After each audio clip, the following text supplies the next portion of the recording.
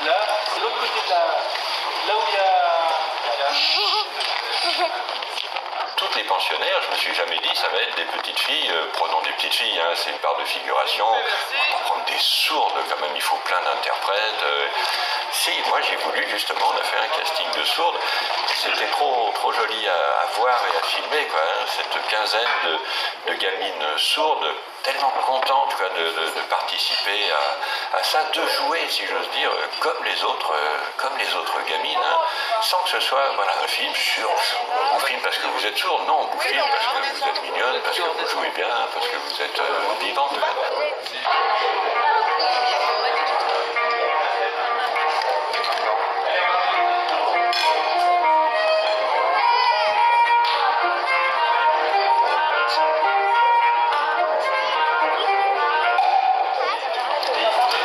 Ce qui est important là dans le cas, c'est bien de se dire c'est la première fois que Marie-Hortin vient à la cantine, donc pour vous c'est un événement.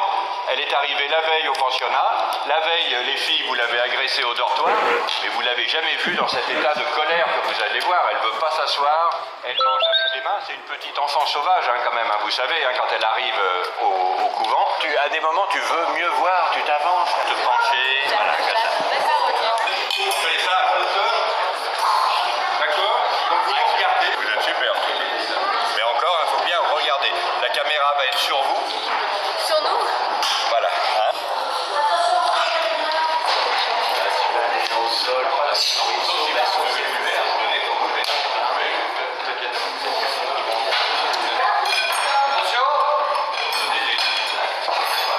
Action.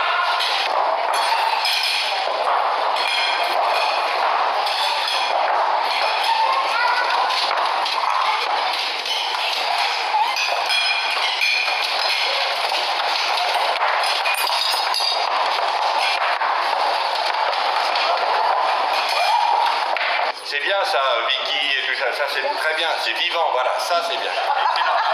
Merci. Merci beaucoup. Super.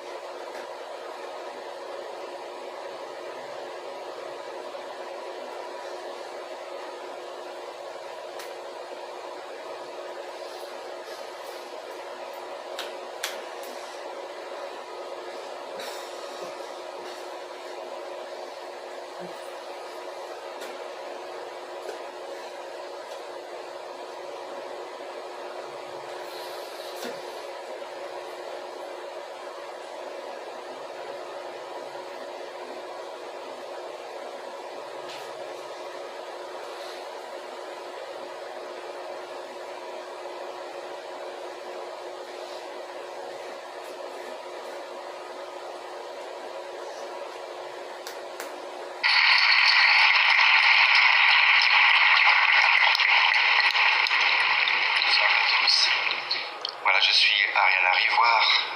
Je suis très ému ce soir. Je voudrais remercier Isabelle et évidemment Jean-Pierre Améris pour m'avoir fait partager cette aventure.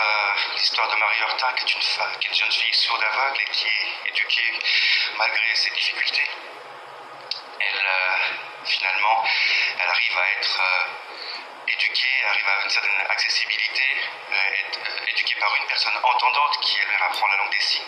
Et c'est ça qui est intéressant dans ce thème, d'autant plus que c'est une histoire vraie, et pour moi c'était vraiment une belle histoire. Merci. Voilà. Alors bravo, c'est comme ça en langue des signes. Voilà. J'aimerais bien savoir si elle veut continuer avec la carrière d'actrice parce qu'elle est vraiment douée, on a vraiment bien aimé. Et le public aussi va aimer bientôt. Oui, bien sûr. Le métier de comédienne, pourquoi pas? Pour moi, le métier de comédienne, c'est plus quelque chose qui vient après un scénario. C'est d'abord le scénario pour moi qui est important. Si le jeu est vivant, si le thème est important, est intéressant, un thème politique, un thème de combat, un combat pour l'accessibilité par exemple, l'accessibilité des sourds, l'accessibilité en général, les combats dans la vie, les combats pour la justesse, contre la discrimination par exemple, pour la solidarité. Ce sont des thèmes qui me touchent, voilà, et qui sont pour moi importants et très forts. Merci beaucoup. Merci beaucoup. Merci beaucoup.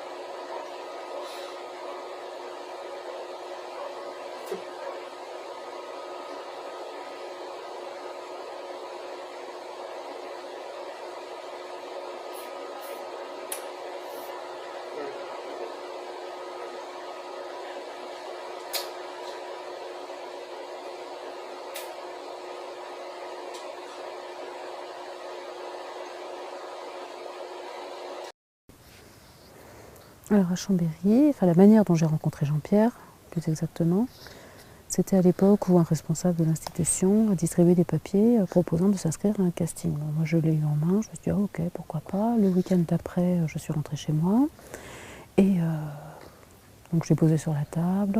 Je n'y ai pas pensé plus que ça. Et le week-end d'après, normalement je devais rentrer chez moi et remplir le papier d'inscription et j'ai complètement oublié de le faire. Le lendemain, on était lundi, je me suis rendu compte que la date était passée depuis la veille. J'ai dit bon bah tant pis, c'est pas grave. Ça me donnera une leçon, tant pis, j'avais qu'à le faire. Donc je me suis dit, bon, mes amis vont y aller, ça va leur faire plaisir. Et ce jour-là, j'étais à la cantine en train de manger. J'étais au self. Et mes amis ont été au casting. Ils commençaient à revenir les uns après les autres. Ah, ça s'est super bien passé, le réalisateur il est super. Je dis, ah d'accord, c'est bien, tant mieux, je suis contente pour vous, c'est super, c'est bien, super, c'est positif. Et une de mes amies a dit tiens, c'est lui le réalisateur. Alors j'ai regardé, c'était un monsieur qui était très grand. Je me disais, ah d'accord, c'est lui Jean-Pierre Améris. Ok, il m'a dit oui, il s'appelle Jean-Pierre. Ok, d'accord, moi je le connaissais pas. Il m'a regardé. Et il m'a dit, mais t'es pas venu au casting? Je dis non. Mais pourquoi, comment ça se fait que tu ne sois pas venu? Je dis, bah je me suis pas inscrite, c'est pour ça, donc je ne suis pas venue. Mais c'est pas grave, c'est pas important que tu ne sois pas inscrite. Tu viens à 1h? D'accord, je viens à 1h, il n'y a pas de souci, pas de problème. Ensuite, donc le temps a passé, à 1h de l'après-midi, je me suis retrouvée en face de Jean-Pierre. On a discuté, il m'a donné des informations sur le rôle de Marie, le fait qu'elle était née en France. Je lui ai posé aussi pas mal de questions, on a beaucoup échangé. J'ai trouvé très intéressant notre échange. Je fais waouh, enfin, tout ce qu'il m'a expliqué, je trouvais ça très intéressant. Aussi par rapport au fait que Hélène Keller, elle a été très médiatisée et que l'histoire de Marie, personne n'en ait parlé. Donc moi j'étais épatée par le fait qu'il souhaite comme ça la faire connaître. Donc c'est comme ça qu'il y a eu une autre rencontre à Chambéry avec Jean-Pierre. C'était au self. Alors ce que j'aime dans Marie, c'est qu'elle est extrêmement naturelle. Elle découvre tout ce qui est autour d'elle, toutes les choses qu'elle apprend, les signes surtout. Surtout au début, elle est dans la confusion la plus totale par rapport à l'éducation qu'on lui donne, on la force. Donc elle est sur la défensive, elle a l'impression qu'on en a après elle, donc elle se défend, c'est normal, alors qu'en fait c'est pas du tout ça. Justement, au moment du signe du couteau, c'est là où elle comprend que, ah d'accord, c'est l'image, hein, que ce qu'elle coupe, bah voilà, les deux doigts comme ça qui font le mouvement, c'est comme un couteau, et elle comprend, et pour elle c'est quelque chose de formidable. Et après, elle fait de plus en plus d'efforts, et elle avance, elle n'arrête pas d'apprendre, elle a envie d'apprendre des signes comme ça, de jamais s'arrêter, de continuer à apprendre des mots, des signes. Et ça, tout ça, c'est en lien avec la nature. Elle adore la nature, c'est-à-dire les fleurs, les animaux. Elle a envie d'apprendre tout ça, elle a envie d'apprendre à les nommer, tout ce qu'elle a autour d'elle et qu'elle aime autant. Donc c'est la nature, c'est une fille très nature. Aussi ce qu'elle aime manger, elle aime ce qui est la fraîcheur autour d'elle. Bon, c'est ça. Alors par exemple, moi je suis dans la communauté sourde. Marie, elle est sourde aveugle, c'est pas pareil, mais par exemple, si elle n'a pas d'informations, si on ne lui dit pas les choses directement, elle se défend. Par exemple, elle est comme ça. Hein. Marie, elle a besoin qu'on lui dise d'abord les choses, et puis après, elle accepte et elle fait. Donc c'est des choses auxquelles il faut faire attention par rapport au comportement. Donc je pense que nous, quand on est sourd et qu'on n'entend pas, c'est comme ça. On ne peut pas nous mettre dans une situation sans qu'on la comprenne, parce qu'on a peur, on n'a pas de protection. Donc ça, c'est une chose. Donc toutes les deux, on est sourds, hein, Marie et moi. Sinon, pour le caractère, oui, en effet, je suis aussi curieuse qu'elle. Ça, c'est vrai, j'ai tout le temps envie de savoir. Je suis très motivée. On a besoin de savoir, on a besoin de faire notre petit parcours, on a besoin d'accéder à beaucoup de choses. Et puis aussi l'échange culturel, hein, avec les entendants, avec les sourds. Marie, j'ai l'impression qu'elle est pareille, elle est sourde, elle est aveugle, et alors elle a envie de poursuivre son parcours, hein, comme quelqu'un d'ordinaire. Hein. Donc elle découvre ce qu'il y a autour d'elle, dans le groupe de personnes avec qui elle est, les objets, les signes. Elle a très envie, elle est très tentée d'en savoir plus toujours. Et c'est comme ça après qu'elle s'en sort. Moi c'est pareil, en tant que personne sourde, je connais la langue des signes. Comme les entendants, eux, apprennent à parler. Et on a tous nos différences, mais les entendants entendent, ils sont motivés pour apprendre des choses avec l'audition. Nous, c'est avec la langue des signes, les sourds. Marie, elle est sourde aveugle, donc elle apprend les objets avec les signes dans la main. Voilà, c'est ça, à chaque fois elle a besoin aussi de concret, elle a besoin qu'on lui fasse toucher l'objet, et après qu'on lui donne le signe, je trouve ça très intéressant. Mais après on est tous pareils, après je pense qu'au final on est tous motivés, on arrive tous à la même chose. Et moi vraiment je lui tire mon chapeau à Marie. Je lui tire mon chapeau de s'en être sortie aussi bien.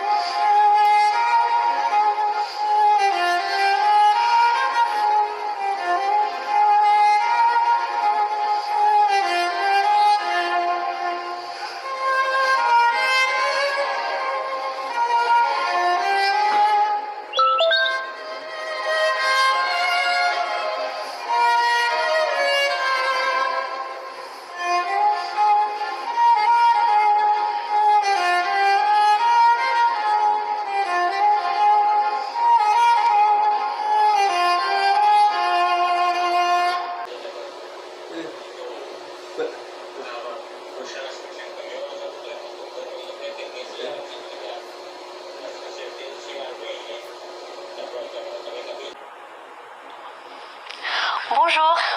Bonjour et merci à tous les exploitants de bien vouloir jouer le jeu et de faire en sorte que Marie Heurtin soit projetée entièrement sous-titrée à toutes les séances et aussi avec la possibilité d'un casque audio. On est très fiers que ce soit une première en France et que ça se passe avec ce film de Jean-Pierre Améris. Merci à tous. C'est très important que les personnes sourdes, les personnes entendantes, les personnes aveugles puissent avoir accès à ce film, que tout le monde puisse être dans la même salle et assister à ce film de Marie Heurtin, que ce soit accessible pour tout le monde, qu'on puisse être tous ensemble. Alors, on commence. On va vous apprendre quelques mots en langue des signes pour vous aider. Ok.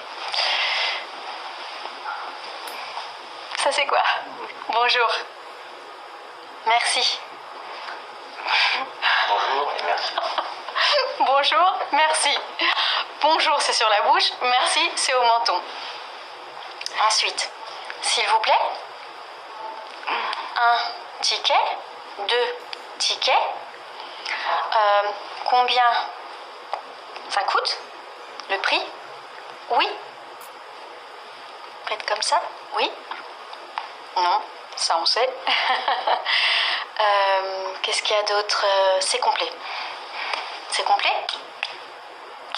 On espère. Et bon film?